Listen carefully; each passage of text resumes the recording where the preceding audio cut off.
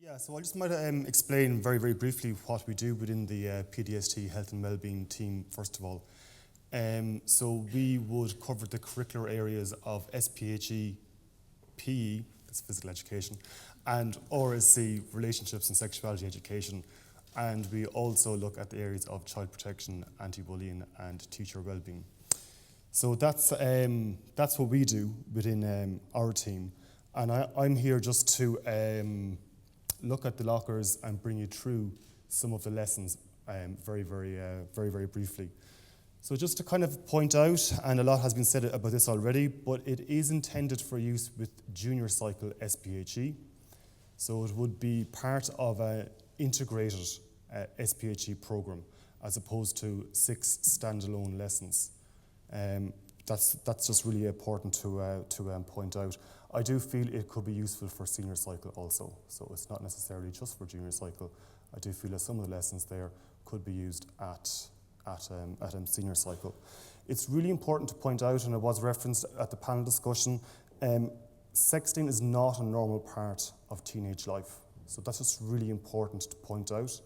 22% of reported cases have been engaged with sexting, but it's not a normal part. And the activity in which the majority of teenagers do not partake, okay? It must also be said that sexting doesn't necessarily lead to harm. However, as has been mentioned earlier, there are a number of cases which there have been quite serious consequences. So in the lockers animation, we will enter the student's locker. So this is one of the 2 video clips, and we will see how this person has been affected by what has happened online.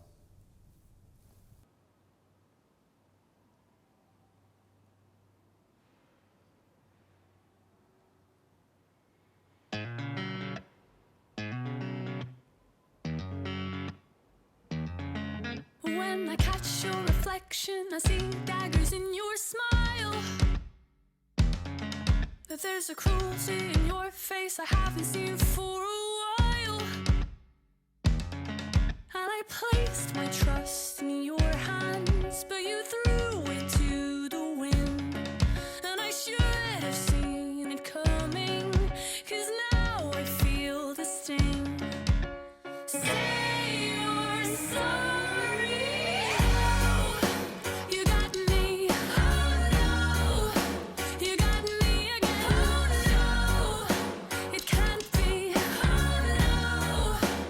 It never ends. There's no excuses to be clueless. Oh, you got me. Oh no. You got me again. Oh no. If I could twist back the clocks, then I wouldn't give you one last try. And I was tangled in your web, but I thought you wouldn't hurt it fly. And I feel a lump in my throat, and my heart picks up its pace. 'Cause you wouldn't know a good thing if it slapped you in the face. Just say you're sorry. You got me. Oh no. You got me again. Oh no. It can't be. Oh no. It never ends. There's no excuses to be clueless. Oh, you got me. Oh no. You got me again. Oh no. More chances. This is it. There's no more answers. Now I quit.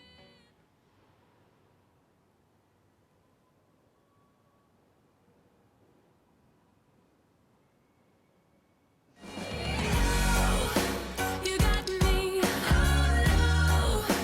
You got me again. Oh no. It can't be. Oh no. It never ends. There's no excuse. Okay, and thanks to all who are involved in the production of that. So it's just important to point out that the aims here are to foster empathy, respect and resilience within young people. Okay, so we look at section 1 now. And this is so if you have you have the pack, we might just have a look at it. So section 1, we have 25 pages, so the start of it basically brings schools through, or school leaders and management, to looking at ways of how to deal with the area of sexting or non-consensual sharing of sexual images. The very start on page 2, it's important to point out that one of the first points there in the box, that it is advisable that teachers have completed the introduction to SPHE 2-day course beforehand. So while this is standalone lessons, it is part of the SPHE program, and it will be advisable that they would attend. Just to point out, with the teaching of SPHE and how we teach SPHE, we look at the ASK model, so ASK, so the ASK model. So the first part is the attitudes and values, which have been referenced earlier, which is really, really important. So we need to look at, first of all, the teacher's attitudes, but also the children's attitudes towards whatever issue we're looking at, and in this case, sexting. They need to build up skills, so skills perhaps of how to say no, knowing how to protect themselves online, and so on. That is skills. And the last part is the knowledge component. Okay, so knowledge is obviously really, really important, but it is just one part within the actual resource. A lot of this has been mentioned already, so why should you care, and so on. And as Paul referenced earlier, it's really important because we are basically looking at the well-being of the student. Okay, and this area can affect their mental, emotional, and social well-being. Moving on, then, we have just quite a lot there around the law. So that's fine. I think that has been dealt with very, very well. We won't have Brian all the time with us, but the information should be is here within the actual resource. When we are looking at implementing these lessons within our school, it would be important that our policies would be updated and looked at. So perhaps within our anti-bullying policy, this will be the apt time to review the anti-bullying policy. We're in 2 years now, so we're at the end of the first cycle. So this is intervention piece which can be put in now into your anti-bullying policy. If we were to use this resource within RSC, within relationships and sexuality education, that should be updated and added also. Okay. So they're just important points to mention. We have considerations of how to actually deal with an incident, and again, Brian has actually referenced that already. And we maybe at the end we may have time to go into that in a bit more detail. Importantly, just on page 19, just the really important word there, and Paul referenced it earlier as well, is listen. So listen supportively to the student. That's really, really important. So we listen with open ears, compassionately to them. And it is important that every case is individual. So while these are guidance, every case is individual. So that's another very, very important point to point out. Okay, so I might just move on to the lessons, if that's okay. So we have 6 lessons here,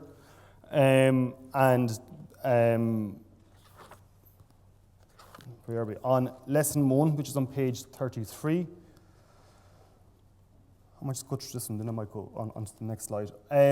So we're looking here at what the first lesson is. And again, these lessons can be taught consecutively to the 1 year, or I would recommend that they would be dealt over the course of the 3 years. Okay, so rather than having these 6 lessons all at the one time. The first lesson here we talk about harm, and we're encouraging students to act responsibly when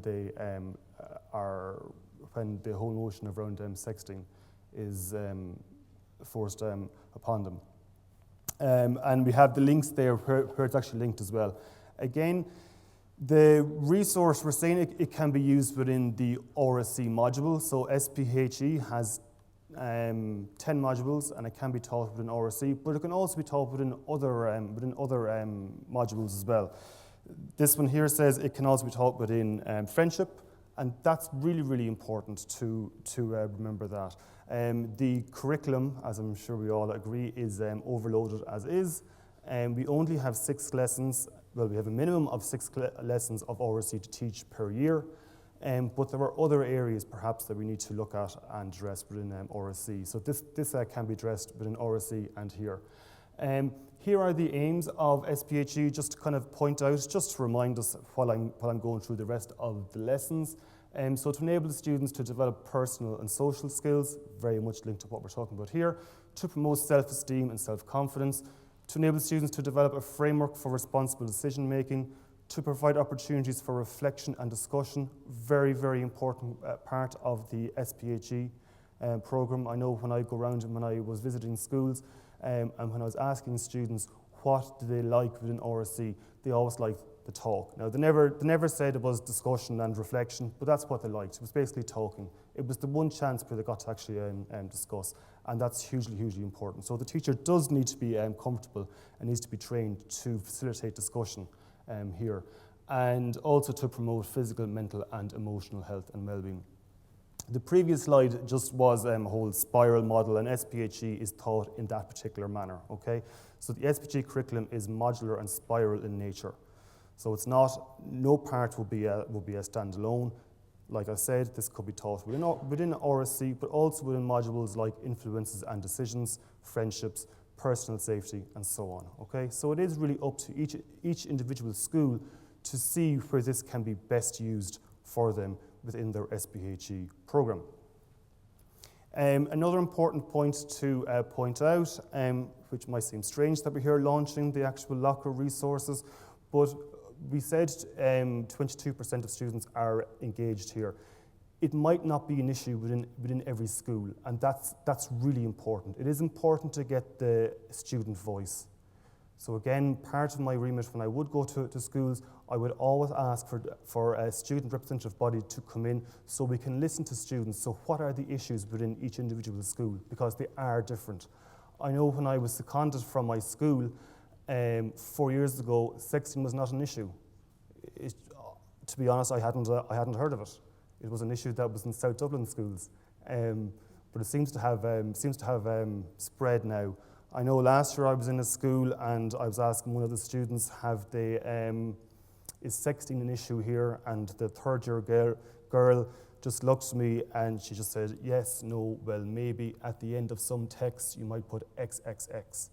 Now, that's just really important. Sexting was not an issue there. Now, I'm not saying we do not teach and we do not address the area of sexting, but we would do it in a different manner to where sexting is more prevalent. Okay, so that's just important to point out.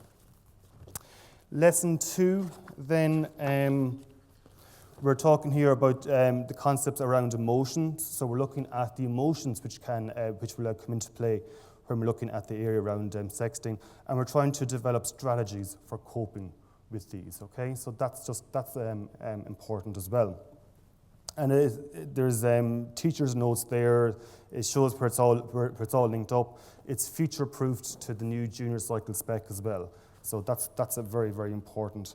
There are differentiated lessons for students who will be SEN, so students with special educational needs, and there are different worksheets there. So that's important too. On lesson 3, victim blaming, I would see as an extremely important lesson sometimes, and this can transcend into other areas within personal safety. But we're looking at the area around victim blaming, and students here should be able to respond in a sympathetic, effective, and non-victim blaming manner. Okay, very, very important. Lesson 4. If I can find it on page 57, the outcome here, what they say is students will have debated how peer pressure can contribute to the prevalence of non-consensual sharing of intimate content and a culture of victim blaming. So very much linking up to what was mentioned here, and I'm not going to pick on any one family, but that family who will be on the television a lot.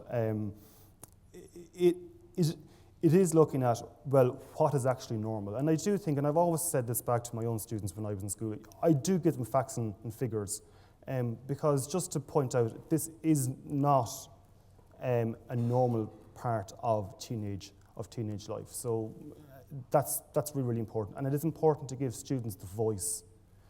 And peer learning, so learning off each other, is hugely important. So while I can be there standing in front of them, I used to think that I was hip and I was cool, but now I'm getting a bit older. So they're much more likely to listen to each other than they are to listen to the adult, and that's hugely important. So teachers giving them the time to actually discuss, very, very important. Students know a lot of this stuff. It is actually within them, so just give them the voice. That's very, very important. Lesson 5 links very much up with lesson 4. So again, we're looking at similar areas, but we're also hoping that students here will develop strategies for tackling harmful peer behaviour. So we're giving them skills and strategies how to actually deal with it, okay? How to actually respond, which links up into the last lesson there. So we're hoping to help students become more responsible in their sexting and photo sharing practices. Students here should be able to report incidents, who to actually go to, so that they know that there are people within the school that they can go to.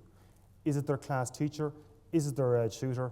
Is it the mandated person? Is it the relevant person? There's so many words here, and I'm sure Orla's getting confused with all these words, but students do as well. So it's really important that students know that. So when these lessons are covered within SPHE, the students are clear where they can actually go to seek help. We're looking here at steps to prevent the offending content from spreading further and to access the support services, and who are the relevant support services. I do feel that linking up with the Gardaí and the Garda Schools programme at post-primary is a very, very important resource, and that's one that schools should tap into. Just to point out there, the circular 0022-2010 and 23-2010, we're talking about linking up with outside agencies, so the Gardaí will be ideal, but it is noted that the trained teachers are the best placed professional to deliver this programme. So that's just really, really important, so that teachers are trained and empowered to deliver this within their own school setting.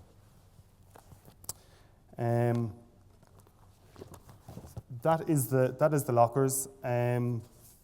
Again, it is intended for a junior cycle.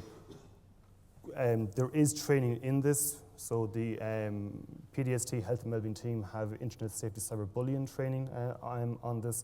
We can offer support to all schools in this area, but it will be important that if you are going to teach this, that you do go down through the S6 lessons and try and marry it into your SPHE curriculum and see where does it fit best. Thank you.